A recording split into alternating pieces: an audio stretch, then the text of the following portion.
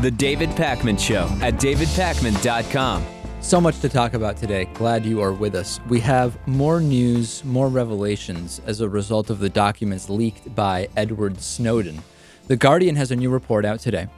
It came out yesterday. It was updated over the last 24 hours, which now says that Edward Snowden has shown them some subsequent documents to the ones outlining the NSA phone record surveillance program. And what these documents say is that foreign politicians and officials who took part in two different G20 summit meetings in London back in 2009 had their computers monitored and their phone calls intercepted on the instructions of their British government hosts. The revelation comes as there is another summit starting today in Britain for the G8 nations, all of whom attended the 2009 meetings.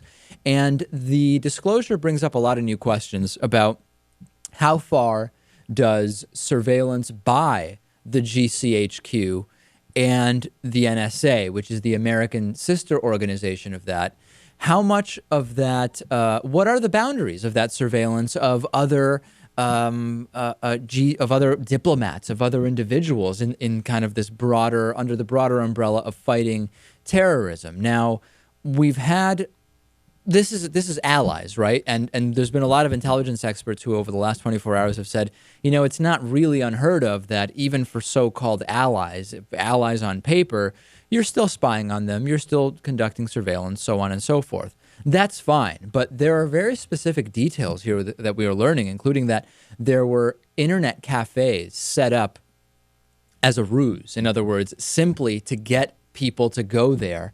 And then, of course, everything was keylogged, everything was surveilled, everything that they did, their email was read, so on and so forth. Delegates' BlackBerries were penetrated, and then email messages and phone calls were monitored. This is pretty significant stuff. And again, if broadly speaking, Lewis, we know that surveillance is done even of so-called allies, could this possibly end well?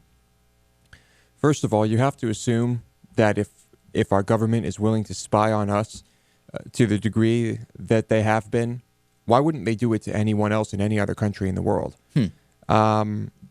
I don't know really how this is going to affect relations with any other country, because I assume those countries are doing the same thing to us. And that they assume that it's being done to them. Yeah. Turkey and Russia have reacted with what's being described as fury to the G20 spying revelations. What's your thought on this, Natan? I mean, is there a chance that Snowden is jailed, killed, whatever the case may be, and it's swept under the rug?